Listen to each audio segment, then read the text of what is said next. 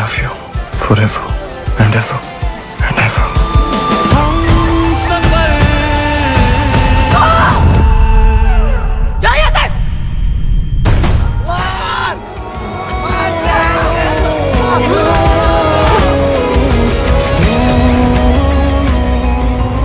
Action!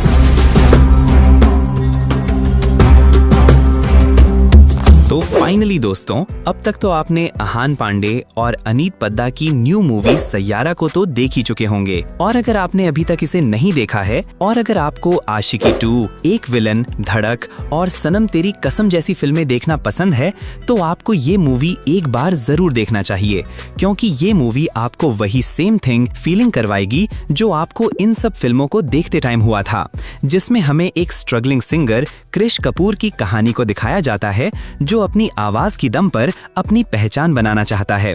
और एक दिन किसी प्रोजेक्ट के कारण क्रिश कपूर की मुलाकात एक सॉफ्ट स्पोकन जर्नलिस्ट से होती है जो कि एक पोएट भी होती है और गाने भी लिखती है। अब इन दोनों को एक साथ काम करते करते एक दूसरे से प्यार हो जाता है और फिर इन दोनों की प्यार की कहानी कैसे आगे बढ़ती है, इन दोनों के लाइफ में क्या क्या कॉम्प्लिकेशंस आती हैं, इस मूवी में इस तरह से दिखाया गया है कि आपको ये मूवी जरूर पसंद आएगी। बाकी आज मैं आपको इस वीडियो में इस मूवी के कुछ बिहाइंड द सीन्स और इसके कुछ इंटरेस्टिंग फैक्ट्स के बारे में बताने वाला हूं जिसे शायद आप नहीं जानते होंगे। सो ये वीडियो बहुत ही इंटरेस्टिंग होने वाला है। आपसे रिक्वेस्ट है कि आप इस वीडियो को अंत तक जरूर देखिए। क्रिश कपूर, आज के बाद ये नाम नहीं भूलना। नंबर 1, सैयारा इस साल की सबसे बेस्ट रोमांटिक मूवी होने वाली है, जो कि रिलीज के पहले ही दिन एक नहीं, दो नहीं बल्कि 30 फिल्मों का रिकॉर्ड तोड़ दिया है, जिसमें सितारे ज़मीं पर, जाट, केसरी 2 और रेड जैसी कई बड़ी बड़ी फिल्में शामिल हैं, जिसकी शूटिंग सितंबर 2024 में स्टार्ट कर दिया गया था और इस मूवी की पूरी शूटिंग लगभग 6 महीने यानी कि मार्च 2025 तक कंप्लीट कर लिया गया। जैसा कि आप इस सीन में देख सकते हैं कि कैसे सब लोग इस मूवी के क्लाइमैक्स वाले सीन की शूटिंग कंप्लीट करने के बाद सैयारा सॉन्ग पर मस्ती कर रहे हैं।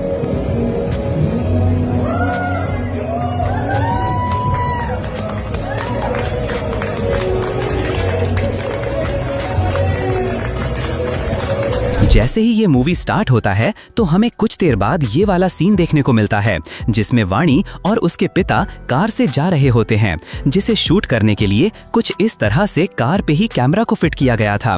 फिर इसके जस्ट बाद इसी सीन में आहान पांडे को बाइक पे सिगरेट पीते हुए दिखाया जाता है और आप यहाँ पे देख सकते हैं कि कैसे इस फिल्म के स्टंट डायरेक्टर एक्टर को उनके इस सीन को करने के लिए समझा रहे हैं।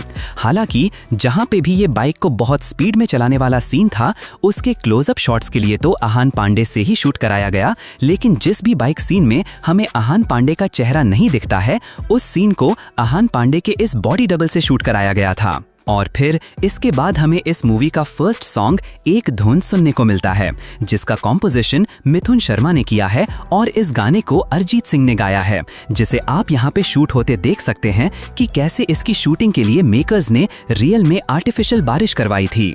और फिर आप आहान पांडे और अनीत को एक साथ एक बाइक पे कुछ इस तरह से देखते हैं, जिसकी शूटिंग के लिए बाइक को कुछ इस तरह से गाड़ी में बांधकर स्टेबल किया गया था ताकि दोनों एक्टर अपनी एक्टिंग पे ध्यान दे, ना कि बाइक चलाने पे। और अब उस मनाली वाले सीन को शूट होता हुआ देख सकते हैं जिसमें क्रिश को फाइनली वाणी मिल ही जाती है, जैसा कि आप यहाँ पे देख सकते हैं। और फिर यहाँ पे आहान और अनीत को शूटिंग सेट पर ही मस्ती करते हुए देख सकते हैं।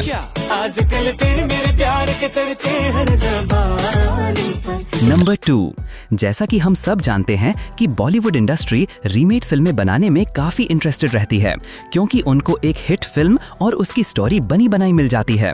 बस उसमें एक्टर्स को रिप्लेस करके थोड़े बहुत चेंजेस करके फिल्में बनानी होती हैं और पैसे कमाने होते हैं। और सेम यही इस मूवी के साथ भी हुआ है, क्योंकि इस मूवी की कहानी भी Korean movie a moment to remember से काफी मिलती जुलती है, जो कि 2004 में रिलीज हुई थी। जैसे कि सैयारा में लीड एक्टर यानी कि आहान पांडे एक स्ट्रगलिंग सिंगर होता है जो अपनी आवाज की दम पर कुछ करना चाहता है, तो वही अ मोमेंट टू रिमेंबर में लीड एक्टर स्ट्रगलिंग कारपेंटर होता है जो एक सक्सेसफुल आर्किटेक्चर बनना चाहता है। और इन दोनों फिल्मों में लीड एक्ट्रेस को वही सेम बीमारी होती है, यानी कि भूलने की। यहाँ तक कि इन दोनों फिल्मों में में लीड एक्ट्रेस की बैक स्टोरी भी सेम ही है। जैसे कि सैयारा में वाणी का बॉयफ्रेंड कोर्ट में शादी करने के लिए नहीं पहुंचता है और एक दिन अचानक से वो उसकी कंपनी में उसका बॉस बन के आ जाता है जिसमें वो काम करती है। तो वही इस मूवी में भी लीड एक्ट्रेस अपने बॉयफ्रेंड से शादी करने के लिए अपने घर से भागकर रेलवे स्टेशन पर इंतजार कर रही होती है, पर इसमें भी इसका बॉयफ्रेंड रेलवे स्टेशन पर नहीं आता है और सेम उसी तरह एक दिन इसका भी बॉयफ्रेंड उसकी कंपनी में आ जाता है और उसे समझाने की कोशिश करता है। मगर इस फिल्म के मेकर्स का कहना है कि इस फिल्म की कहानी पूरी तरह से ओरिजिनल है, ये मूवी किसी मूवी का रीमेक नहीं है। बाकी अगर आपने इन दोनों मूवी को देखा है तो आपको क्या लगता है, आप मुझे कमेंट में जरूर बताएं।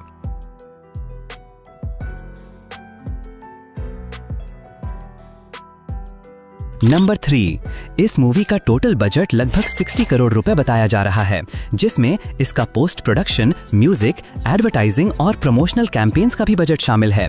और इस मूवी ने 3 दिनों में ही लगभग 83 करोड़ की कमाई कर चुका है और जिस तरह से इस मूवी की हाइप बनी हुई है और लोगों को पसंद आ रही है, उस हिसाब से ये मूवी बहुत जल्द ही 150 से 200 करोड़ इजीली कमा लेगी।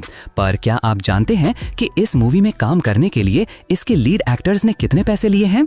हालांकि इस मूवी के दोनों लीड एक्टर्स आहान पांडे और अनीत पद्दा, इस मूवी से दोनों ने अपना बॉलीवुड डेब्यू किया है और ऐसा कहा जा रहा है कि इन दोनों एक्टर्स को शायद 3 से 5 करोड़ रुपए मिले होंगे, क्योंकि Yash Raj films new commerce को, फ्रेश फेसेस को इतने ही पैसे देते हैं। नंबर 4, अगर आपने इस मूवी को देख लिया है तो आपको इसकी कहानी आशिकी 2 से काफी मिलती जुलती लगी होगी, क्योंकि इसमें सेम वही आशिकी 2 वाली ही इमोशन है। जैसे कि ये मेरी काम की जगह है, बड़ी मुश्किल से मुझे ये नौकरी मिली। इतना पियोगे तो मुझे इस भीड़ में पहचानोगे कैसे? वो लेट नाइट तक काम नहीं कर सकती, 8:30 तक मुझे घर पहुंचना होगा। मुझे पैसिव स्मोकिंग से प्रॉब्लम है तो आई एम नॉट कंफर्टेबल। अब चलो हम धीरे धीरे बेहद से। जब इस फिल्म की स्क्रिप्ट लिखी जा रही थी तो स्टार्टिंग में इसे आशिकी 3 नाम दिया गया था और इसको लेकर सारी तैयारियां भी हो गई थीं और आशिकी 3 नाम से इस मूवी का अनाउंसमेंट भी होने वाला था।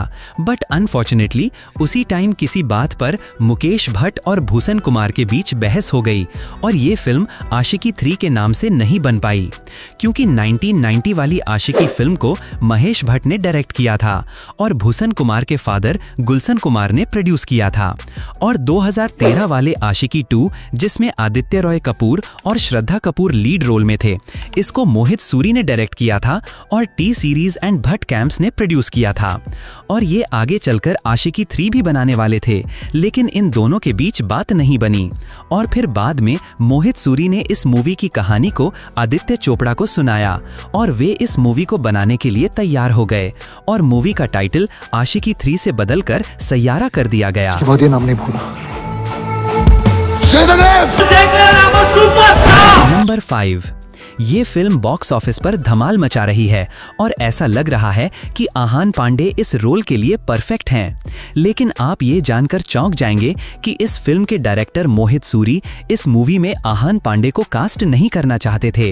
वे इस फिल्म को किसी बड़े स्टार कास्ट के साथ बनाना चाहते थे, बट इस फिल्म के प्रोड्यूसर आदित्य चोपड़ा ने उन्हें इस फिल्म को न्यू कमर्स के साथ बनाने की सलाह दी और तब इन्होंने आहान पांडे का ऑडिशन लिया और वे मोहित सूरी को स्वीट और तमीजदार लगे और उन्होंने ये डिसाइड कर लिया कि वे इस फिल्म में कृष कपूर के रोल के लिए फिट नहीं हैं। लेकिन एक रात मोहित सूरी और आहान पांडे दोबारा मिले और काफी देर रात तक इन दोनों के बीच में एक क्लब में डिस्कशन चला और फिर इसके बाद ही मोहित सूरी ने इस मूवी में आहान पांडे को कृष कपूर के लिए साइन कर लिया।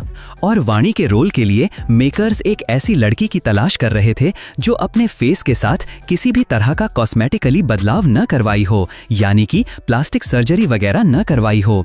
और कई एक्ट्रेस को रिजेक्ट करने के बाद फाइनली मेकर्स ने अनीत पद्दा को वाणी के रोल के लिए फाइनल कर लिया। नंबर 6, मुझे ऐसा लगता है कि चाहे आपको लव स्टोरी मूवी पसंद हो या ना हो, लेकिन फिर भी आपको ये फिल्म एक बार जरूर देखना चाहिए, क्योंकि ये मूवी आपके पैसे को वेस्ट नहीं जाने देगी।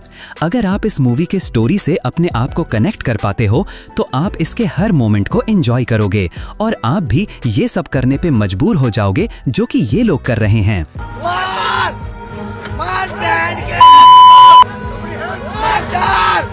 मोहब्बत से गीतों का मोहब्बत अरे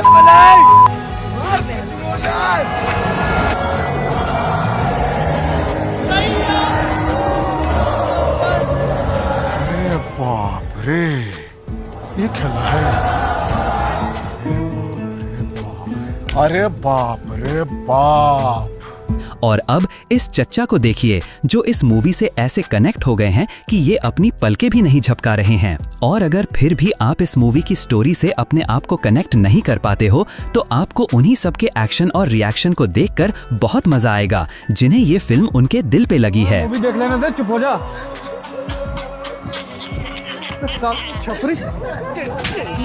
नंबर 7, जैसा कि हम सब जानते हैं सैयारा मूवी आहान पांडे की फर्स्ट फिल्म है और ये इसी फिल्म से बॉलीवुड में अपना डेब्यू किए हैं।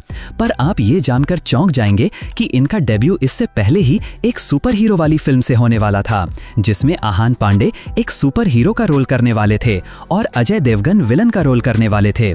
लेकिन कोरोना की वजह से ये प्रोजेक्ट टलता रहा और आखिर में इस प्रोजेक्ट को बंद कर दिया गया। तो फाइनली दोस्तों, अगर आपको अपने लाइफ में एक बार भी किसी लड़की से प्यार हुआ है तो मूवी आपके लिए है। आपको ये मूवी एक बार जरूर देखना चाहिए। बाकी इस मूवी को देखने के बाद मैं ये जरूर कहना चाहूंगा कि she is going to be new national crush. आपको क्या लगता है आप हमें कमेंट में जरूर बताएं। तो चलिए, this is end of this video. अगर आपको ये वीडियो पसंद आया हो तो do like this video, share, comment and don't forget to subscribe VFX वाला।